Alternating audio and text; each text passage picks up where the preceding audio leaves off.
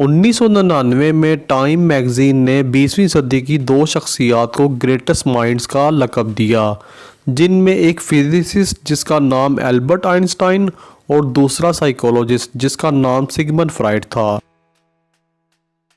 1899 में Sigmund Freud ने the interpretation of dreams के नाम से एक लैंडमार्क बुक पब्लिश की, जिसमें फ्राइड ने ह्यूमन ड्रीम्स और लाइव्स को समझने के लिए एक ऐसा तरीका बयान किया जिसका मकसद माइंड के डार्केस्ट रिसेसेस यानी तारीक हिस्सों पर रोशनी डालने और सोल के गहरे राजों से पर्दा उठाना था।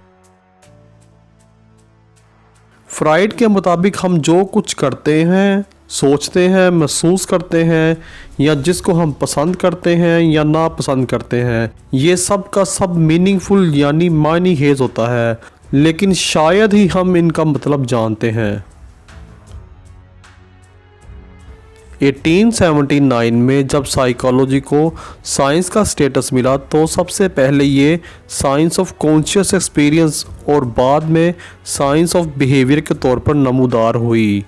अगरचे उस दौर में वुन, टिचनर और जेम्स अनकॉन्शियस प्रोसेसेस से बाखबर थे, लेकिन उन्होंने सिर्फ कॉन्शियस एक्सपीरियंस पर फोकस किया।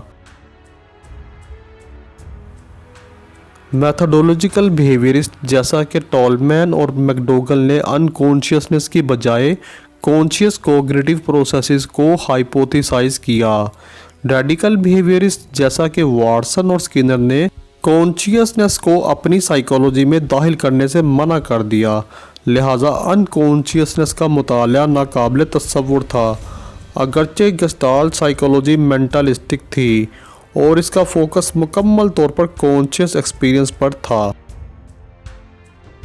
तो यहाँ पर एक सवाल ये पैदा होता है कि आखिर एक ऐसी साइकोलॉजी जिसने सिर्फ अनकॉन्शियस माइंड पर फोकस किया वो किस तरह वजूद में आई। तो दरअसल इस तरह की साइकोलॉजी ना तो एकेडमिक और ना ही एक्सपेरिमेंटल एक्सपीरियंस से नमूदार हुई, बल्कि ये क्लिनिकल प्रैक्टिस की वजह से वजूद में आई।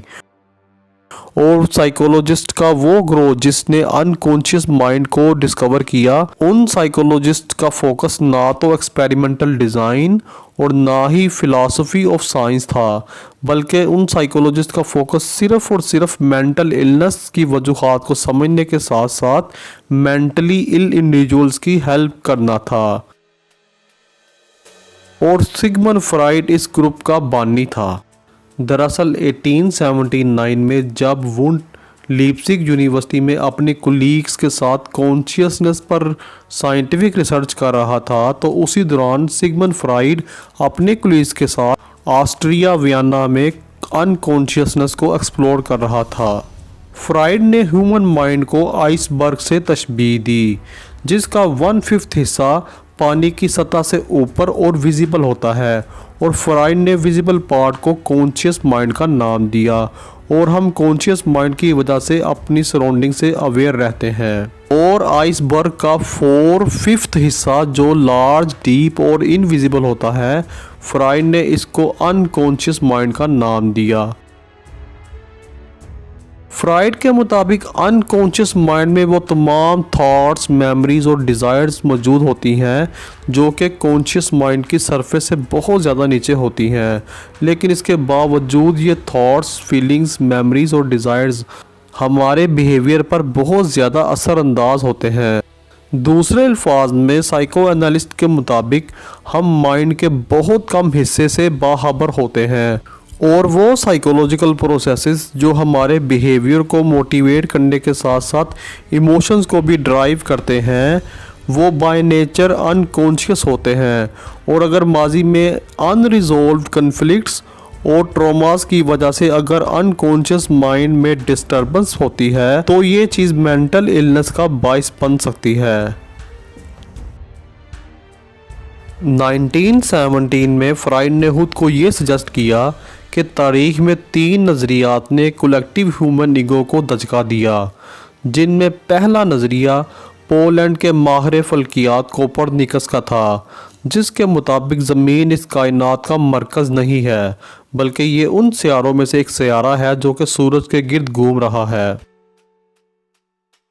दूसरा नज़रिया डार्विन की थ्योरी ऑफ एवोल्यूशन था, जिसके मुताबिक हम तहलीक में एक मुराद याफ्ता मकाम के साथ एक मुनफरिद और सेपरेट स्पीशीज़ नहीं है, बल्कि हम एनिमल स्पीशीज़ की एक हायर फॉर्म है जो कि एनिमल लाइफ की लोअर फॉर्म से इवोल्व यानी वकूफ़ पजीर हुई है। और फ्राइड ने अपने नज़रिए को इंसानी तारीख में तीसरा दचका करार दिया, जिसके मुताबिक हम अपनी ज़िंदगियों के रैशनल रूलर्स यानी अक्ली हुक्मरान नहीं हैं, बल्कि हम अनकॉन्शियस फोर्सेस के ज़ेरे असर हैं और हम इन फोर्सेस से बेखबर होते हैं और इन पर हमारा कंट्रोल बहुत कम होता है, और अगर इन पर कंट्रोल होता भी है तो बहुत कम होता है।